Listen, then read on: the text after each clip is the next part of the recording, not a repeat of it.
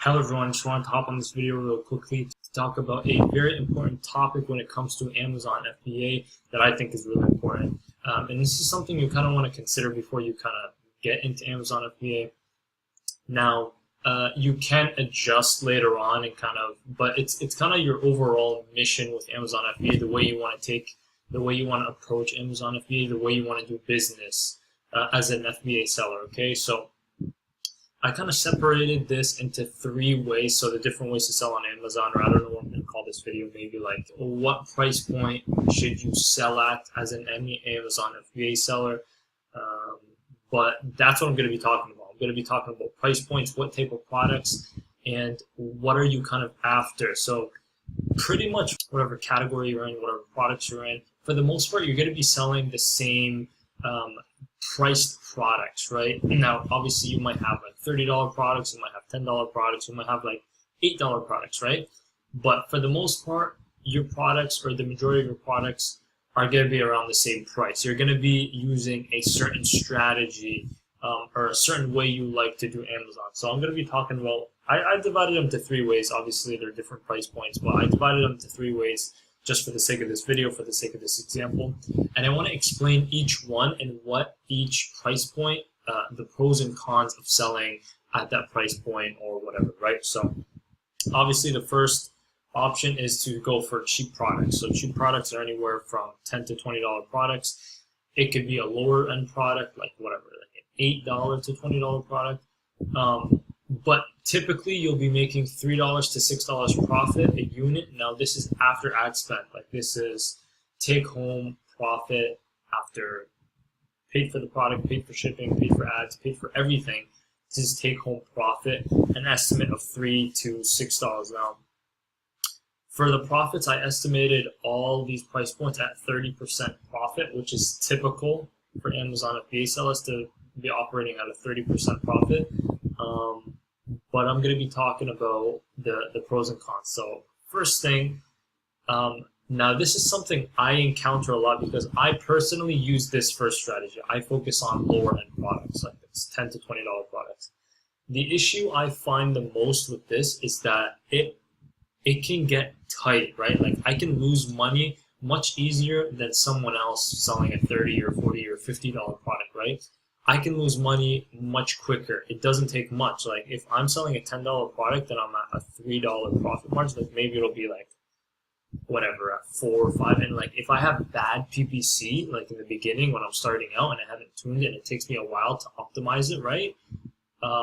It becomes very, very tight. Now, the other thing is that in order to make a good amount of income, you have to make a lot of sales, right? Because you're operating at such a low profit margin that in order to make a realistic living income, like say you want to make $100 a day, $3,000 a month, you would have to sell 33 units at whatever $3 or whatever 16 units at $6. So it's not that bad, but if you're selling $20 products, but if you're selling a $10 product, you need to sell like 33 at least with good PPC to be able to make, you know, like realistic money, right? $100 a day is what I'd say.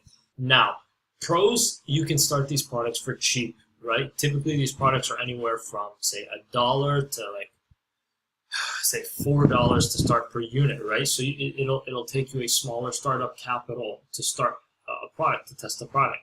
That's obviously a very good pro, but again, comes with the cons, as I mentioned. So in a nutshell, that is what that option is. Second option is to go for a little higher end products, $30 to $50 products.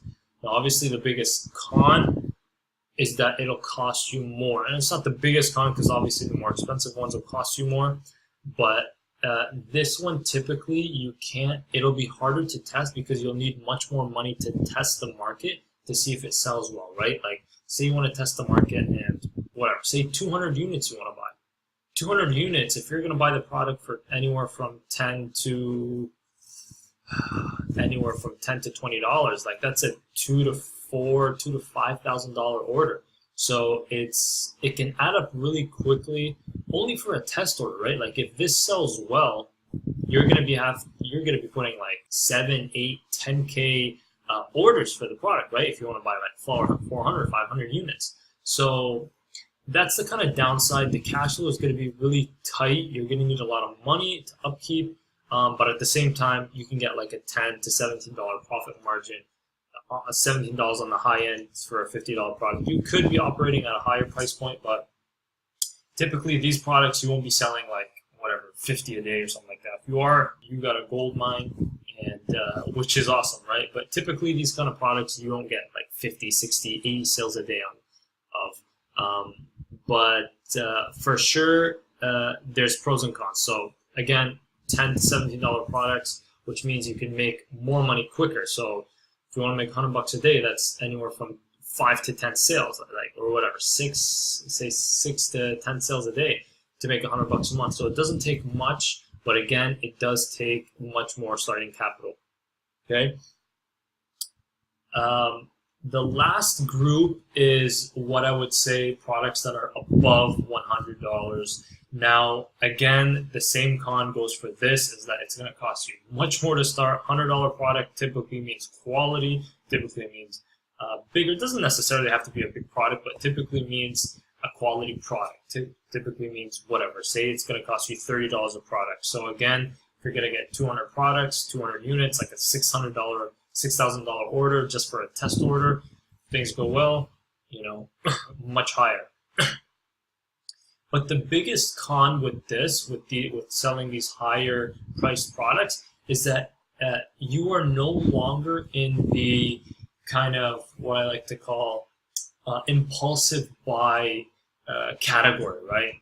Whatever you want to call it, where people are just buying things without thinking about it, right? Like the products I sell, people don't really think about it. They don't say, should I get it? Like it's $12, $15. They don't really think like that. People that buy products under $20, it's usually like just an impulse, whatever. Like maybe they'll be on Amazon looking for a spoon or something, you know, like a spoon set, and then they see my product, like, oh, okay, cool, you know, we'll add it to the cart. You know, not much.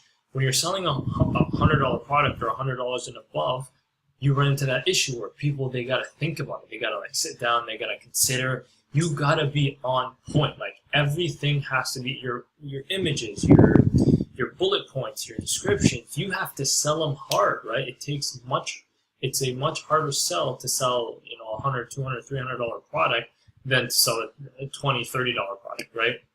There's a lot of customers, there's a lot of buyers that are willing to do a $10, $15, $20 product versus, you know, a $100, $200 product, right? So you got to sell them hard, and like a lot of times they would consider it. Like a wife would talk to the husband they would think about it, they'd compare, and then it's usually a much harder sale. But the upside, you make over $30 a unit. If you're selling a product over $100, you better be making at least $30 a product, right?